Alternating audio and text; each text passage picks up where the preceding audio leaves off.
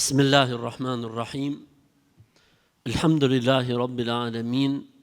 Wassalatu wassalamu ala ashrafil anbiya'i wal mursalin. Nabiyina Muhammedin wa ala alihi wa sahbihi wa sallama tasliman kathira. Amma ba'd. Me emrin e Allahut, të gjithë mëshirshmit, mëshiruesit, Allahun, Zotin e vetëm dhe të vërtetë e falenderojmë. Mirësi dhe bekimet e Allahut qofshin mbi dashurin e tij dhe dërguarin e tij Muhammedin sallallahu alaihi wasallam, si dhe mbi të gjithë ata besimtarë dhe ato besimtare që ndjekin dhe pasojnë rrugën e tij deri në ditën e Kiametit. Elhamdulillah, e falenderojmë Zotin për mirësitë dhe begatitë e tij të panumërta. Nuk ka dyshim se këto ligjërata që mbahen para Ramazanit janë një mirësi e Zotit ndaj nesh.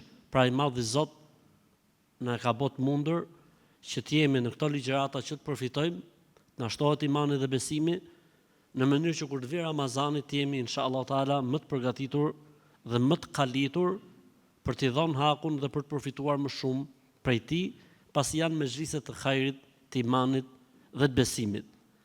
Dhe ne kemi bërë traditë që të ftojmë hoxhallarët në këtë kohë pra para Ramazanit, dhe sonte kemi nderin dhe kënaqësinë që të kemi në mesin ton Muftiun e Vlorës, hoxhën e nderuar Ardit Hoxhallaku, i cili na ka nderuar sonte, me të thënë drejtën, me ardhmën e tij, pavarësisht angazhimeve të tij të mëdha, pranoi ftesën tonë, edhe është kënaqësi për ne që ta kemi në mesin ton, e të gjithë së bashku, inshallah taala, si vëllezërit që janë këtu, po edhe ata që po na ndjekin drejt për drejt, përfitojmë nga këshillat, nga porositë, nga fjalët e tij, nga ligjërata që ai do të mbajë për ne sonte. Hoxh Mufti, Allahu shpëlbeft, Zoti të nderoft. Faleminderit shumë që na pranove ftesën. Allahu shpëlbeft. Atëherë, mirë se erdhe. Zoti të nderoft. Selamu alaikum wa rahmetullahi wa barakatuhu. Paqja, mëshira dhe bekimi i Allahut qoftë mbi ju. Alhamdulillahi rabbil alamin, wassalatu wassalamu ala rasulina Muhammedi wa ala alihi wa sahbihi ejma'in.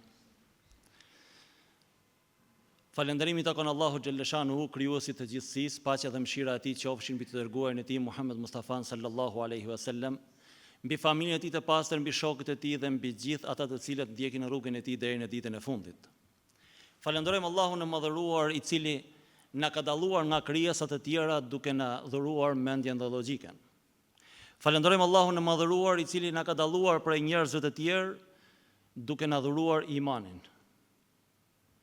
Falenderojmë atë krijues, i cili është i vetmi që meriton të adhurohet, i cili na ka dalluar nga ata të cilët i thonë vetes jam musliman me gojë, por jeta e tyre s'ka të bëjë me Islamin, duke na bërë nga ata të cilët atë që besojnë me zemër e deklarojnë me gojë dhe lusim atë të na bëjnë prej atyre të cilët e derdhin në vepra.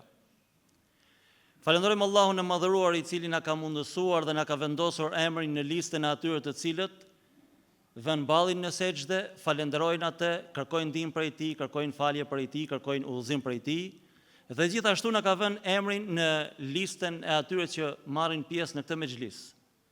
Ky mexhlis nuk është as mexhlisi i hoxhës, as i imi, as kujt tjetër, por është ndër ato mexhliset që pejgamberi sallallahu alaihi wasallam thotë, aty ku përmendet Allahu i madhëruar, zbret bereqeti i tij, zbret begatia e tij. Vëllezër dhe motra, mexhliset në tokë, vendet ku përmendet Allahu i madhëruar, i ngjasojnë yjeve në qiell. Siç ne dalim në darkë dhe shohim që shndrisin yjet në qiell, ashtu shndrisin edhe mexhliset ku përmendet Allahu i madhëruar, e banorët e qiellit, pra melekët e Allahut, shikojnë nga poshtë në këtë errësirë, ku shohin vendet që ndriçojnë dhe pyesin njëri tjetrin, vallë që janë këto drita. Këto drita janë pikërisht ato drita ku Allahu i madhëruar i ka veçuar robërit e tij për të përmendur atë.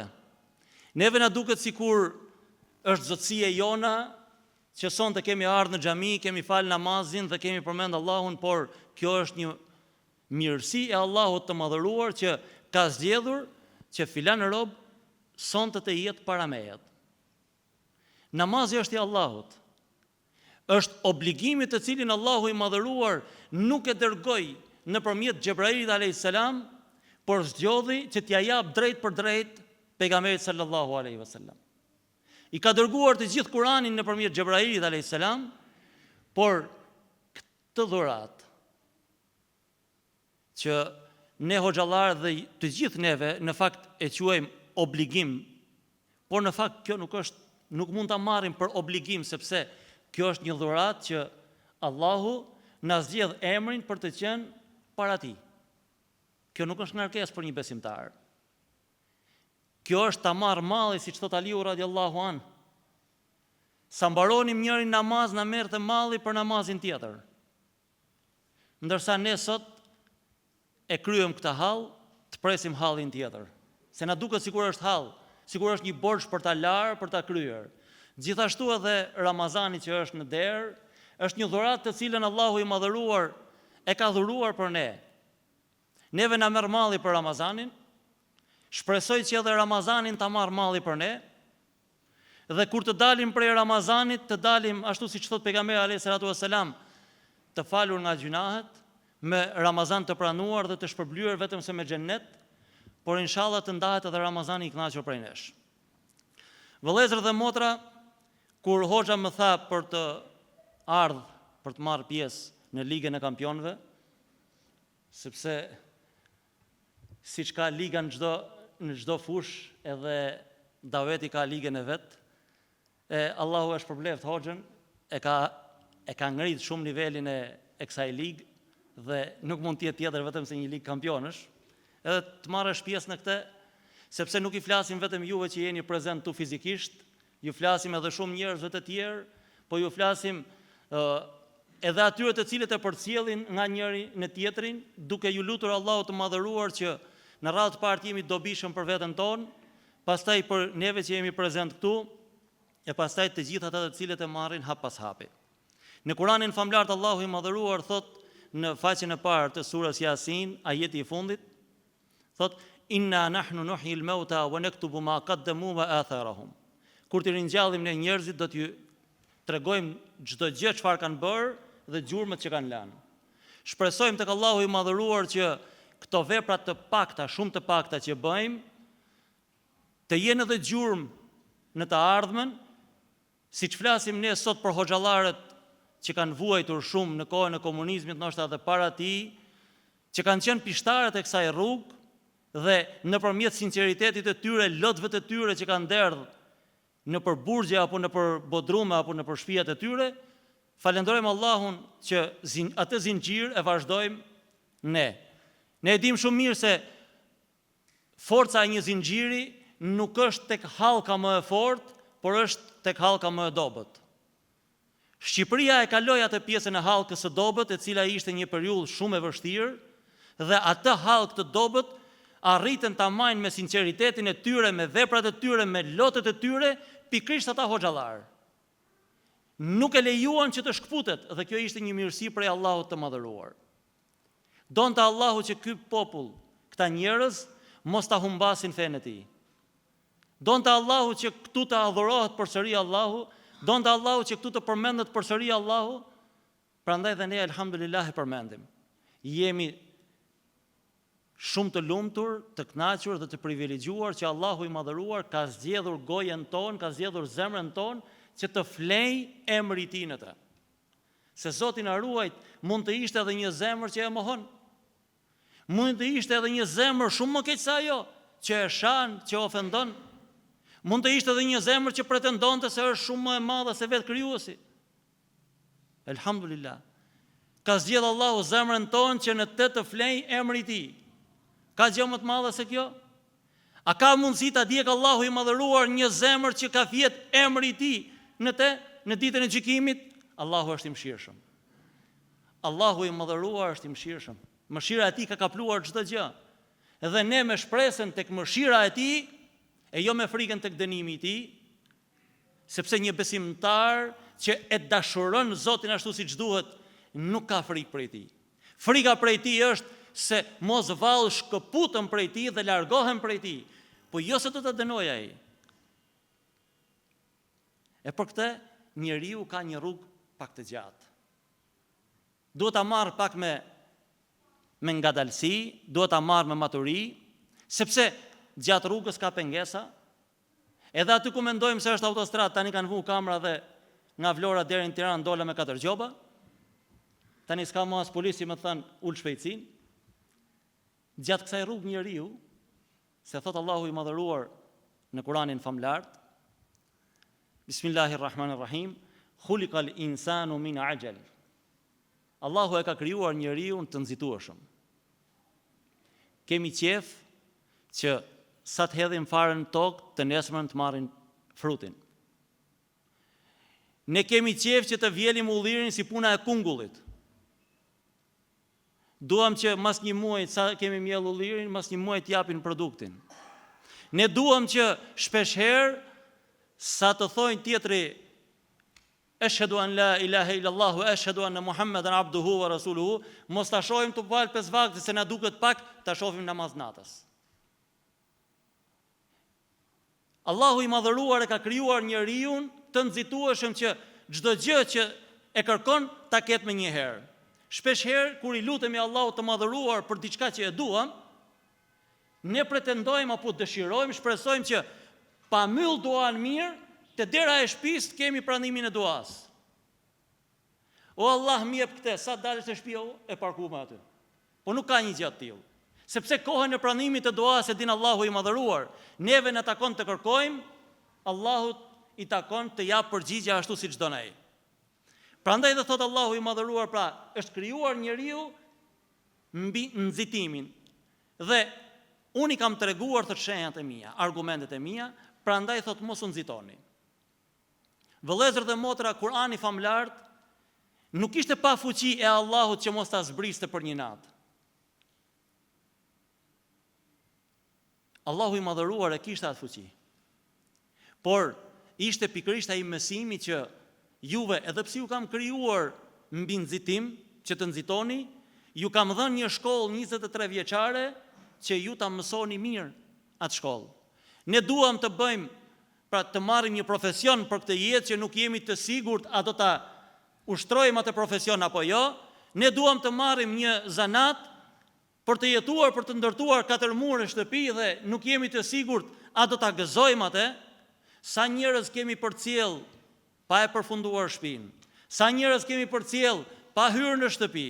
E sa njerëz njohim në rrethin ton që thon e bëri por nuk e gëzoi. E sa vite punoi për ta bërë atë dhe nuk e gëzoi, një jetë të tërë. Po kur vim të puna e Islamit, kur vim të puna e adhurimeve, të puna se si duhet ta adhurojmë Allahun e madhëruar, a mos vallë nuk nxitohemi pak? Duam që të jemi prefekt në një moment, apo kërkojmë që hoxha të jetë prefekt i pagabueshëm, kërkojmë që ai të jetë ai shembulli që nuk ka shans të gabojë. Dhe në momentin që ne me paragjykimin ton, unë i pari, shohim sipas nesh një gabim, gjëja e parë që bëjmë është t'i vëmë vulën atij gabimit, dhe më pas themi që unë nxitova pak. Ma bëj halal se unë nxitova. Pse duhet besimtari të thot ma bëj halal se unë nxitova, por mos thot elhamdulillah, këtë rallë nuk unë nxitova, e fitova. Ibn Kathiri thot nxitimi është natyra e njeriu, por duhet të disiplinoj, thot, nefsin e tij që të shman gabimet gjatë jetës.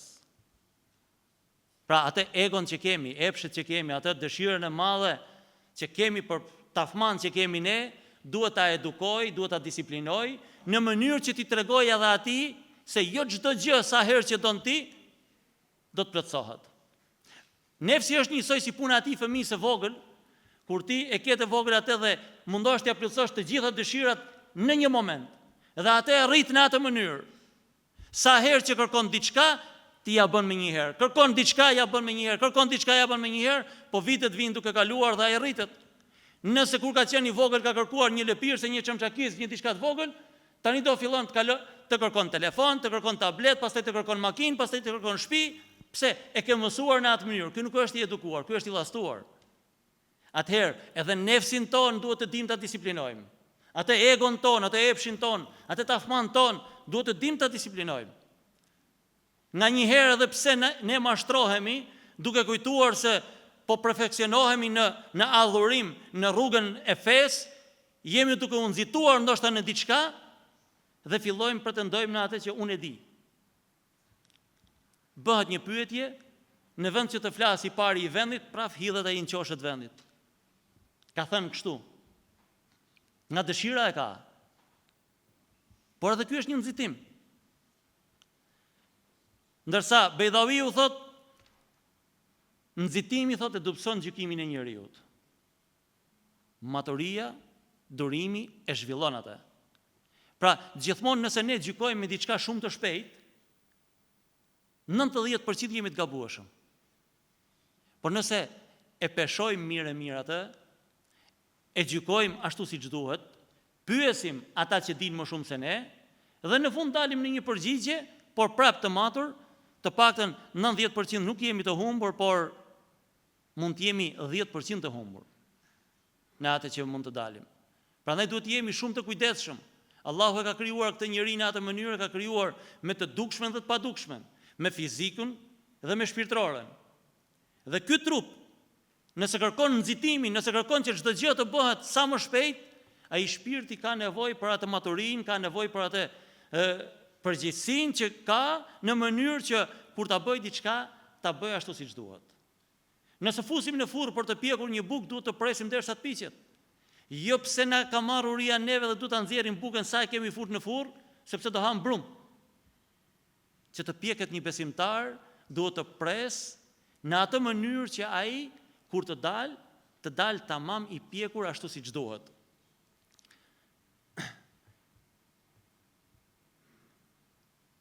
Thot në një ajet tjetër kuranor Allahu i madhëruar, Bismillahirrahmanirrahim, Kella bel tuhibbun al-ajila wa tadharun al-akhirah.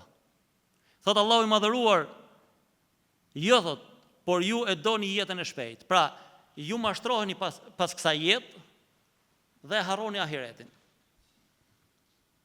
Edhe pse jemi në fe, edhe pse jemi në ditën në përditshmëri me namazet tona, e harrojmë ahiretin. Sepse këtë e quajmë, e bëjmë një zakon, do falim dreken, do falim iqindin, do falim akshamin, erdhi Ramazani, do agjërojmë Ramazanin.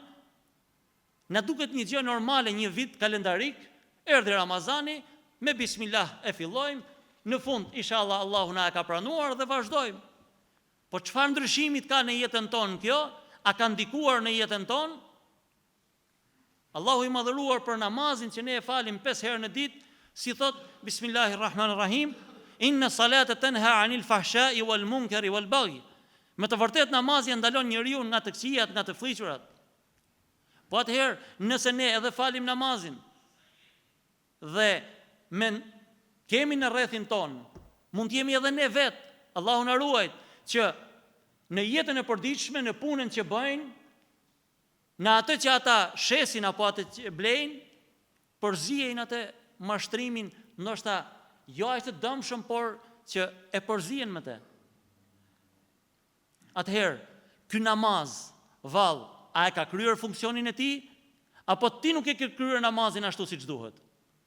Sepse namazi është në rregull. Namazi është adhurimi që Allahu i madhëruar ja ka dhënë direkt pejgamberit alayhis salam, nuk ka vend ndërmjetës, Xhebrail alayhis salam. Nuk ka mundësi që ky namaz të mos jetë në rregull. Por ne që e falim sa jemi në rregull. Sahabët, Allahu qoftë i kënaqur prej tyre, u dridhnin sa herë që afrohej koha e namazit, sepse thonin do dalim para Zotit.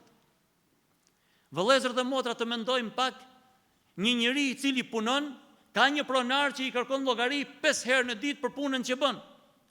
Dua raport thot 5 herë në ditë për punën që bën.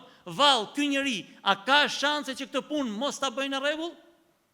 Një herë në 2 orë jep raport. Dha raport gabim herën e parë, herën e dytë, herën e tretë, ditën e dytë do të japin raport në rregull. Pse? Do ikin nga puna. Allahu i madhëruar na ka dhënë mundësinë të dalim 5 herë në ditë para tij dhe jemi të privilegjuar që dalim para tij dhe ne e japim raportin, tekbirin e marrim te dera, selamin e japim te dera, se dim sa rekat kemi fal. Kjo është në përgjithësi për ne, nuk e kam as për ju dëgjuesit, as për mua folësit, jemi njësoj. Na ka krijuar njësoj Allahu i madhëruar. Neve na ka dhënë barrën për të fol, juve ju ka dhënë mirësinë për të dëgjuar. Shpërblimin më të madh e keni ju, sesa ne, sepse çdo fjalë që flasim kemi përgjegjësi. Ju nuk keni përgjegjësi për atë që dëgjoni, vetëm se shpërblim. Pra neve Allahu na ka dhënë edhe një barë, që inshallah na e lehtëson e në ditën e gjykimit me mirësinë që ka, me mëshirën që ka, na fal. Prandaj duhet të dim ta edukojmë këtë nefs dhe mos të jemi prej atyre që e harrojmë ose të flem në atë krahun që se Allahu na fal. Allahu na fal, po nëse ne tregojmë me vepra që duam të na falin Allahu i madhëruar. Ibn Kathiri thot dashuria për të shpejtën, thot është natyra e njeriut, por kjo e largon njeriu nga Zoti. E kur njeriu largohet nga Zoti, është si ai peshku pa ujë, mund të jetojë 1 orë, mund të jetojë 2 orë, po që ne i peshk i fort, si puna e krapit në Shkodër, mund të jetojnë pak më shumë, por ajo dihet natyra. Nëse njeriu largohet prej Zotit të gjithësisë, shpirti i tij mund kujtojmë se jeton, por ai tashmë është bërë vetëm një gërmall. Është bërë një shpirt i tillë që Allahu i madhëruar e quan zemër të vulosur. Ka vesh por nuk dëgjon, ka sy por nuk sheh. Foli sa të duash, i është vulosur zemra. Një dietar e përshkruan në këtë mënyrë vulosjen e zemrës. Thot, keni vënë re, thot, verzen që rritet në jonxh më tepër. Ajo thot fillon pak nga pak dhe nëse ti nuk e pastron që në fillim, ajo fillon dhe e kaplon të gjithë fushën. Je i detyruar ta prishesh atë dhe mos të mbjellësh të njëjtën bim për 5 vjet apo 10 vjet sepse ajo ka hyrë tashmë në rranj. Edhe gjunahu thot, largimi nga Allahu i madhëruar e kaplon zemrën e njeriu dhe nuk e lën të marrë frym, nuk e lën të dëpërtojë fjala e Allahut në të. Kjo zemër është e vulosur, Allahu na ruaj.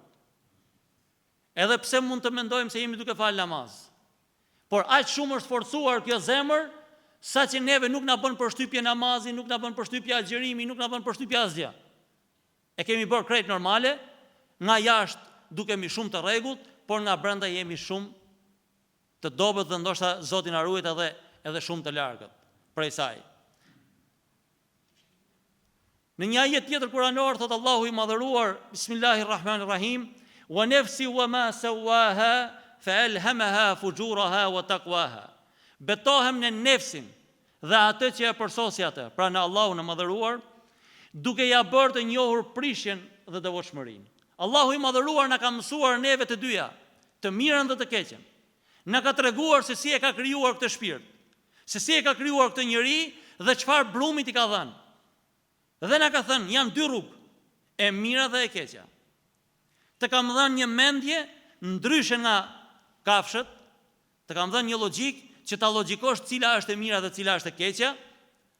Dhe të kam thënë, el halalu bayyinun wal haramu bayyinun. Është e ditur, si harami si halali. Është e ditur. Ti thot me atë mendjen që të kam dhuruar unë, nuk të ngel gjë tjetër vetëm se ta përdorësh që të gjesh të vërtetën. Siç e gjeti Ibrahimi alayhis salam. Kishim një profesor të fikut ne në universitet, edhe thonte, Allahu i madhëruar na e ka dhuruar mendjen paket. Na e ka dhënë në një kuti dhe ka thënë robi im, kjo është mendja. Sa herë që të duhet hape këtë kutinë dhe përdore. Ne muslimanët zakonisht thot këtë e kemi lënë në shtëpi që mos na pluhuroset dhe shëtisim pate. Për fat të keq, ne jemi pas gjërave shumë të vogla. Duke u marrë me shumë gjëra të vogla, nuk na del kohë të merremi me gjëra të mëdha. Dhe duke u marrë me gabimet e njëri tjetrit, nuk na del kohë mu marrë me gabimet tona. Duke u mundu me eduku nefsin e tjetrit, neve nuk na del kohë me eduku nefsin ton. Duke zbiriluar, duke studiuar, duke kërkuar se kush ku e ka gabimin, ta kapi atë gabimin dhe na duket sikur e majmë për fytit. Sa herë që mundohet ai i shkreti me thonë një gjatë mirë, shiko se e di unë atë. Po mi më në dakord e din, lutja Allahut që të ma heq. Mbuloje. Por neve ai shpirti, nuk mund t'i themi shpirti, po ai nefsi, i cili tashmë e ka mbyllur këtë, e ka kapluar çdo gjë dhe e shikon vetëm me syrin e kësaj botë, thot, mos u merr me atë. Kemi një shprehje që e dëgjojmë shpesh edhe në popull, çdo dele varet nga këmbët e veta. Në kohën e Harun Rashidit, ka qenë një njeri i urt, tip Baballeku ka qenë ai, Behlul Dana. Ai nuk kishte punë tjetër vetëm se shëtiste, po kishte një dyqan në pazar. Ai çdo ditë shëtiste të gjithë tregtarët dhe i këshillonte. Kini kujdes peshorën, kini kujdes mos mashtroni. Ata fillojnë të bezdisën. Shkojnë te Harun Rashidi dhe i thonë, s'po na lën rahat. Në momentin që kemi klient, ai vjen, na flet, ju tregon klientëve për mangësitë që ka produkti. Nuk po na lën rahat. E thret Harun Rashidi se tregtar, biznesmen. Vin taksat nga aty. I thot mos u përzi me ta. Shif punën tënde, shiko dyqanin tënd. Dakor thot. Shkon para dyqanit ti, merr një dele, e rjep dhe e var para dyqanit ti. Ditën e parë çdo gjë në rregull. Ditën e dytë fillon me ardhera. Mushet i gjithë pazari me erën e deles prerës, i vjen era mishit. Të gjithë tregtarët e Harun Rashidit i thonë, nuk po futen klientët në pazar, pse? Po na myti era, ka varë një dele atje. E thret, ore hiq atë dele, thot. Pse thot? A do shohin gjithë secili punën e tij? Po, unë te dyqani im e kam. Gjithë secili shohin dyqanin e vet. Pse po i bezdis kjo era e keqe e dyqanit tim? Nuk hyn klientat. E emir al-mu'minin. Era e gjunahit është shumë më e madhe se era e deles time. Unë i kam këshilluar ata që mos të përzijej në haram tek halali i tyre. Nuk u bezdisen nga era e gjunahit, u bezdisen nga era e deles. Vëllezër dhe motra, ne duhet të bezdisemi nga gjunahet. Jo nga era e djersës së vllajt ton, jo nga era e punës që bën ai, por nga gjunahet që bëjmë ne. Sepse era e gjunahit tim është shumë më e madhe se ajo erë. Prandaj duhet të jemi këshillues ashtu siç thot Allahu i madhëruar në Kur'anin famlar, Bismillahirrahmanirrahim, wal asri. Betohet Allahu në kohën, në atë kohë të cilën ne me çdo kusht duam ta vrasim, duam ta shkatrojmë, por sahabët, pejgamberi alayhis salatu wassalam, këtë kohë janë ankuar se nuk kanë pas më tepër kohë për ta adhuruar Allahun dhe për të bërë veprat e mira. Prandaj duhet të jemi nga ata të cilët mundohemi ta shfrytëzojmë kohën në radhë parë për veten tonë, pastaj këshillat t'i japim ashtu siç kërkon Allahu i madhëruar. Wa tawasaw bis sabri. Ta këshillojmë njëri tjetrin për durim. Wa tawasaw bil haqq wa tawasaw bis sabr. Të këshillosh tjetrin në hak, do të thotë ta këshillosh atë tamam si njeri ashtu siç duhet. Një nga muezinët e Mekës, e Qabës, në kohën e pejgamberit alayhis salatu wassalam, Ebu Mahdura, një djalë me një zë shumë të bukur, kur dëgjon ezanin për herë të parë në Qabe, pasi ishte shliruar Qabja, me shokët e tij fillon të tallet. Nuk e kemi shumë japanxhik të gjë, se kemi edhe njerëz që tallen. Ata bezdisen edhe kur i themi njëri tjetrit selamu aleikum xhanën. Ma thuj shqip, thot. Nuk e ka hallin te ajo që se kupton, se ai gjithë ditën ka anglisht në gjën, po. E ka hallin tjetër kund, se aty ku hyn selami del shejtani. Ajo shok me shejtanin si të përndojnë selamin. Dhe pejgamberi alayhis salam e dëgjon që ky tallet me ezanin. E thret. I thot, kishe zë shumë të bukur. Ta them unë ezanin përpara dhe ti ta thush mrapa. E thot. Kur largohet nga aty, largohet me një përshtypje ndryshe dhe thot, pasi e pranon Islamin, Ebu Mahdura thot, kur nuk isha musliman, thot, nuk kishte njeri më të urrejtur tek unë, thot, se sa Muhamedi. Sjellja se si u solla ai me mua dhe se si ai më këshilloi mua, nuk bëri në faqe të dheut njeri më të dashur tek unë se sa Muhamedi alayhis salatu wassalam. Dhe ai u bë muezin i Qabës. Vëllezër dhe motra, një këshillë jona e bukur, e matur, me fjalë të bukura, e bën tjetrin që ty të doj vetëm për hir të Allahut. Aty ku mendon ti se duke i bërtit tjetrit, hamar hiq atë. Nuk lejohet kjo, s'bëhet kjo, e largon atë, por e largon edhe nga Islami. Allahu na ruaj. Allahu na bëf prej atyre të cilët fjala e tyre me lejen e Allahut të bëj dobi, e t'i largoj prej asaj që fjala bën dëm. Në një ajet tjetër kuranor thot Allahu i madhëruar, Bismillahirrahmanirrahim, Inna nefse la emmaratun bisu, illa ma rahima rabbi. Nefsi i njeriut është i atill që e urdhëron njeriun vetëm për të keq. Vetëm për të bërë keq, përveç atij të cilin Allahu e ka mëshiruar. Elhamdulillah, përderisa jemi këtu, përderisa Allahu na ka vënë emrin në listën e sejdëbërzve, do të thotë që Allahu na ka parë me syrin e mëshirës dhe kërkon që ky rob të jetë në hijen e arshit tij. Këtë mos ta keq përdorim. Pse na man me hatër Zoti me mëshirën e tij, kjo nuk do thotë se ne duhet të llastohemi. Kjo nuk do thotë që ta kthejmë kupën mrapsht, pse nuk më thot gjam mu Zoti. Pse? Po mu më don fort, të don fort. Po, është tamam se ai prindi që e don fëmin kur është i vogël, edhe pse ka thënë një gotë, as ka problem. Po hajde thyje kur të rritesh. Pse? Po si e njësoj më?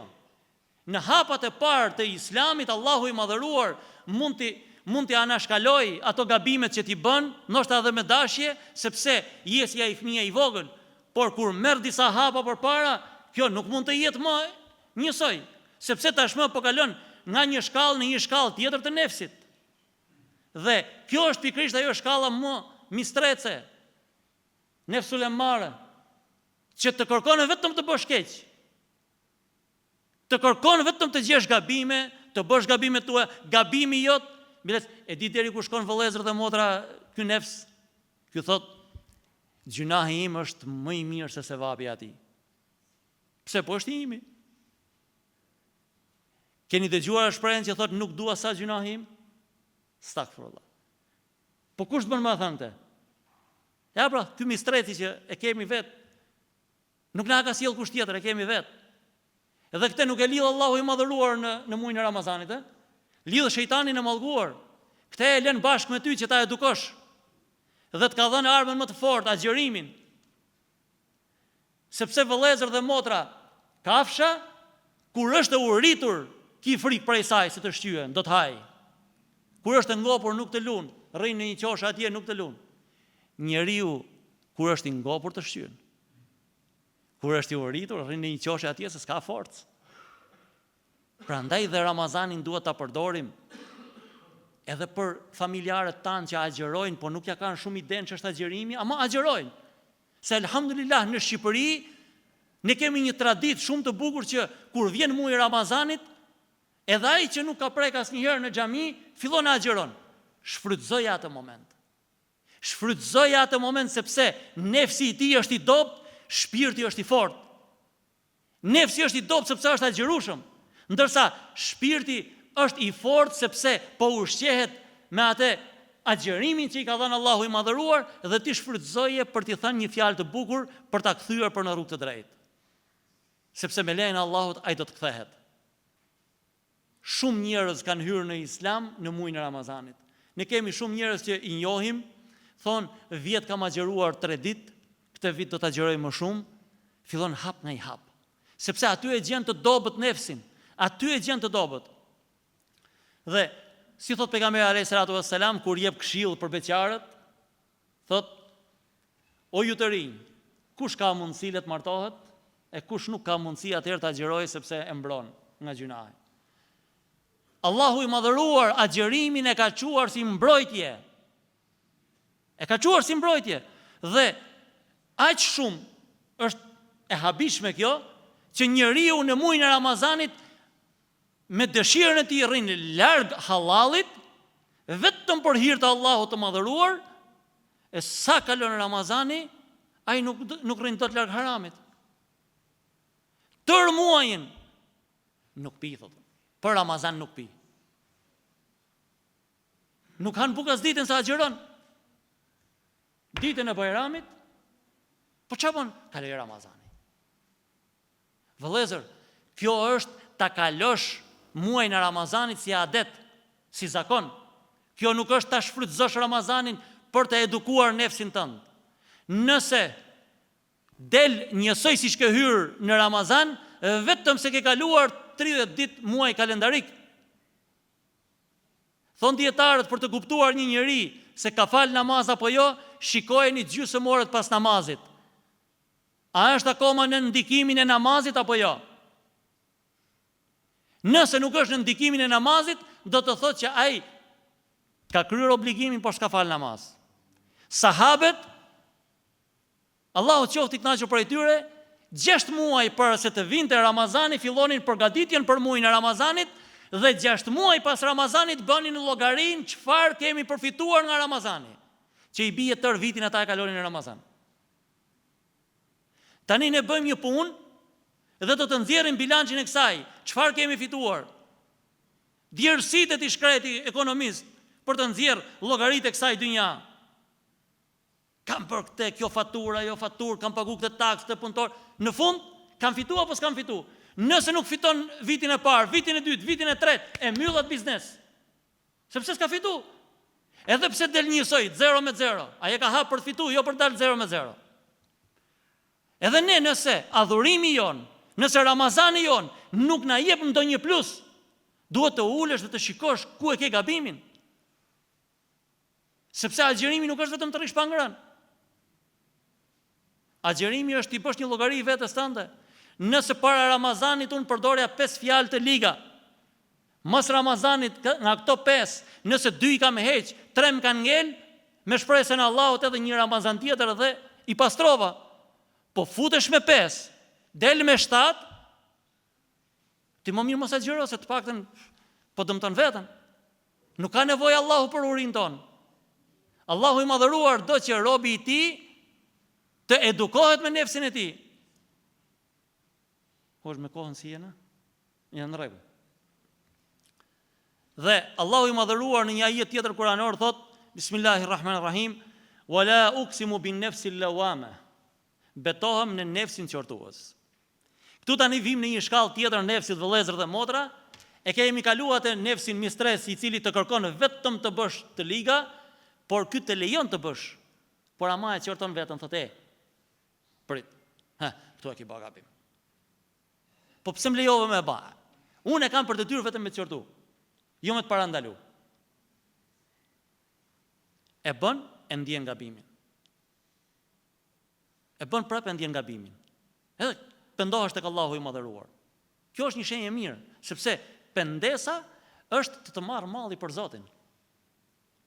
Të pendohesh tek Allahu i madhëruar është të marr malli për të. Pse? Se je i bindur që ti ke bërë një gabim. Dhe kthehesh tek Allahu i madhëruar, thu, o Allah, kam bërë gabim. Si thot Allahu i madhëruar në një ajet tjetër, Bismillahirrahmanirrahim, wa tubu ila Allahi jami'a ayyuhal mu'minun la'allakum tuflihun. Pendohuni tek Allahu i madhëruar, thot, të gjithë, në mënyrë që të shpresoni se Allahu do t'ju shpëtoj, do t'ju fal, do t'ju mëshiroj. Pra, Allahu i madhëruar na urdhëron. Pejgamberi alayhis salatu wassalam si thot, et-taibu min adh-dhanbi kaman la dhanba lah. Ai i cili pendohet për gabimin e tij është sikur nuk e ka bërë atë. Dietarët e krahasojnë në këtë mënyrë pendimin për gabimin. Thon, mendoni një njeri i cili ngjitet në mal, lodhet dhe kthehet. Kur kthehet nga gjysma apo fundi i malit, i kujtohet se ka harruar diçka lart. Pa atë nuk mund ta bëjnë. Pa pushuar as pak, është i detyruar të kthehet edhe një herë mbrapsht për të marrë atë gjë. Të kthehesh nga gabimi, thotë, është kaq e vështirë. Edhe shumë më e vështirë se kjo. Ne kemi një jetë të tërë që ndoshta e kemi bërë atë gabim. E kemi bërë. Ata që rrinë afër meje të dinë shumë mirë që unë e urrej duhanin. Dhe sa herë që i shikoj, ju them, mos e pi, mos e pi, mos e pi. Edhe më thot një shok, na mërzite. Vallai, kur si mërzit ty të e pi, as unë si mërzit ty të thanë mos e pi. Një arriti me elan. Fitore është, inshallah tjerë të me radhë. Vëllezër të nderuar, shkalla tjetër e cila të gjithë ne pretendojmë për të arrit tek nefsi, që është një thirrje madhështore. Kurani gjithë është madhështor, por ka ato valet të tij që diku të tingëllon më bukur, edhe kënduesit e Kuranit. Kuranin diku e këndojnë me zë të lartë, diku me zë të ulët, diku sikur janë duke qartë, diku sikur janë duke qesh, kanë atë metodën e tyre, sepse Kurani sipas kuptimeve që ka, jep edhe atë ndjesin. Një ndër thirrjet më madhështore që Allahu i madhëruar ka dërguar tek pejgamberi alayhis salatu wassalam për neve është Bismillahirrahmanirrahim. Ja ayyatuhan nafsul mutma'inna. O ti i cili tashmë e ke edukuar nefsin tënd, e ke rehabilituar atë, ai është larg çdo gjëje. Irji'i ila rabbiki radiyatan mardiyya. Kthehu tek Allahu i madhëruar, i kënaqur. I ngopur nga çdo gjë.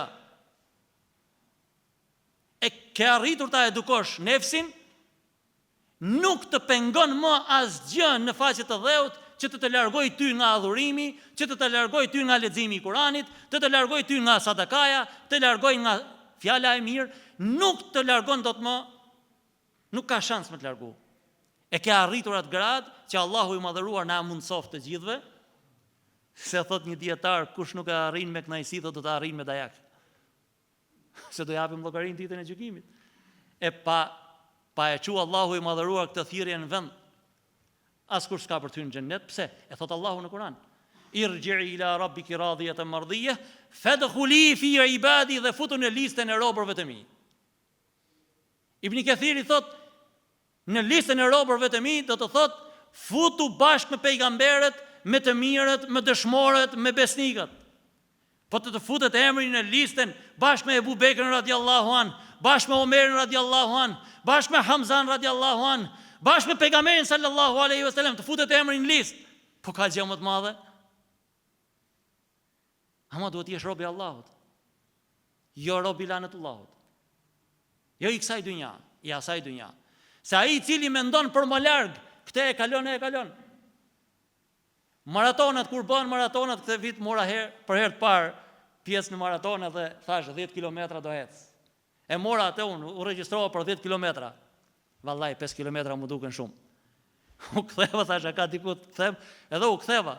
Mirë, po kur u ktheva me 5 kilometra, në fund, në finish, atje ishte 5 kilometër, 10 kilometra, më thot ai shoku mu thot, do futemi këtej se e kemi këtu, kemi atë 10 kilometërshin. Po ne bëm 5, po futu këtej tha se e ke atë thaj. Kur mendon për 10 kilometra, 5 kilometra i ke në xhep. Kur mendon një rob i Allahut për ahiretin, dynjan e ka në xhep. Pse? Po mendon për diçka më larg. Dhe dynjaja është thjesht një rrugë kalimtare këtu. E ai rob që mendon për ahiretin, si ka mundësi që ta humbi dynjan? Nuk ka shans ta humbi dynjan. E jeton dynjan, por e jeton si do Allahu, jo ashtu si do ai.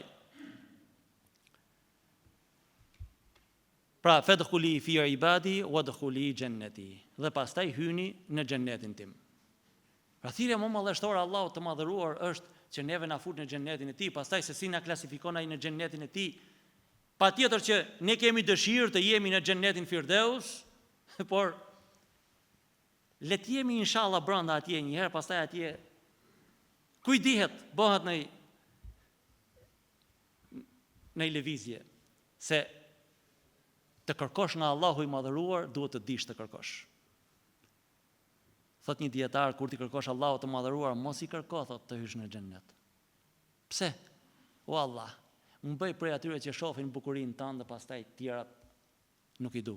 Po që shohësh bukurinë e Allahut të madhëruar, do të thotë që je mbi xhennetin Firdeus, sepse bukuria e Allahut është gjë tjetër, nuk është ashtu se pra hyra edhe e pash.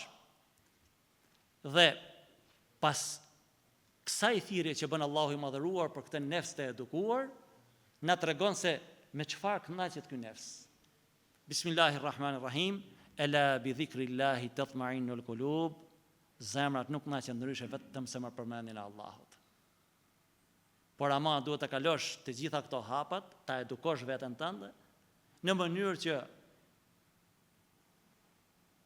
si thot në surën Enfal, ata të cilët kur dëgjojnë emrin e Allahut, ju dridhen zemrat, kur dëgjojnë ajetet, pra argumentet e Allahut, atyre ju shtohet besimi, ju forcohet besimi.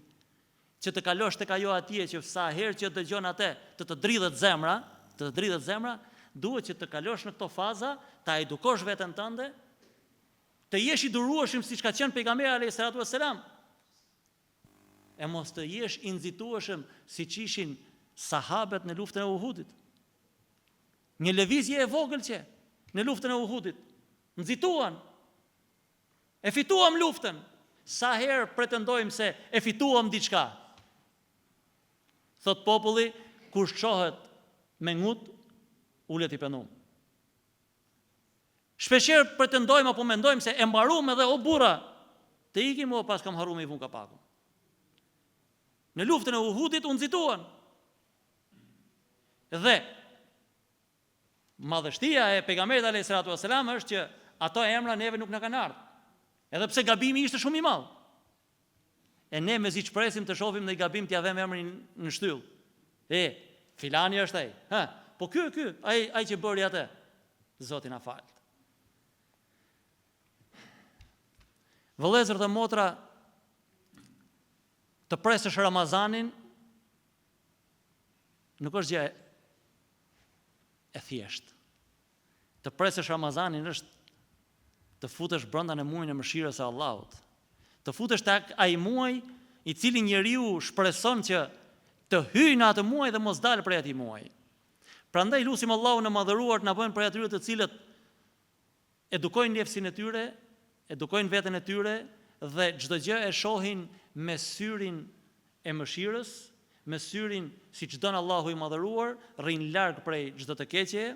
Allahu I madhëruar na bëft të dobishëm për veten tonë, familjen tonë, për njerëzit që na rrethojnë, sepse pejgamberi alayhis salatu wassalam thot, më I miri ndër ju është ai I cili është I mirë për njerëzit, kur të tjerët kur e shohin atë, mendojnë vetëm të mirat që ai ka dhe nuk kanë frikë prej tij, dhe më I keq prej jush është ai I cili kur e shohin të tjerët thonë, po doli prap ky. Ky vetëm mbrapshtina ka. Zoti na ruaj.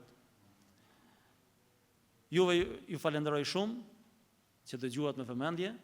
Allahu I madhëruar, kështu siç jemi këtu bashkë me familjet tona, bashkë me njerëzit që kemi për zemër, na ul në sofrat e xhenetit. Inshallah Ramazani na gjet shnoshe mirë e inshallah kur të dalim prej tij, të dalim vetëm se me gjuna të falura e të shpërblyer prej Allahut të madhëruar. Ju kërkoj Allah nëse më ka rrëshqitur goja për ndonjë gabim, sepse njerëz jemi dhe mund të rrëshqasin. Ju kërkoj që t'i luteni Allahut të madhëruar në veçanti për mua, për hoxhën tuaj bani çfarë doni. Po për mua sepse jo gjithmonë gjejmë xhamatin që dëgjon në këtë mënyrë. Mos na harroni në dua, gjatë Ramazanit na kujtoni që Allahu të na lehtësojnë hallet e kësaj dynja e hallet e dynjas tjetër. Për ta mbyllur, ishte një herë një hoxh, mos më pëlqen me tregu, po është realitet. Do e kuptoni në fund se s'më pëlqen me tregu. Në vendin ku ishte ai, ishte një person I cili nuk ishte shumë mirë nga ana mendore dhe I thonte hoxha, po hajde në xhami. Do vi. Po hajde në xhami, do vi. Një natë e shef në ëndër. Hoxha ishte deri këtu në zjarr, ai tu kalu në orën e siratit për qefti. Hoxha, çfarë atje? Ti më thoshe mua për ditë hajde në xhami. I thot hoxha, shqyr Zotit kam myftin poshtë. Që I kishte dalë pak me marr frym. Neve na duket sikur ajo pozita e kësaj dynja myfti filani, po ngarkesa është shumë e madhe, që t'ja japim hakun nuk ja japim dot. Prandaj dhe kërkojmë shumë dua për jush që të bëhemi prej atyre të cilët ecin në atë rrugën për t'i dhënë hakun. Se sa ja japim hakun, Allahu na fal. Shumë faleminderit gjithëve. Zoti ju shpërbleft. Allahu të shpërbleft o hoxhin nderuar, Allahu të nderoft, na kënaqe, të kënaqë Zoti. Zoti shpërbleft me të mira.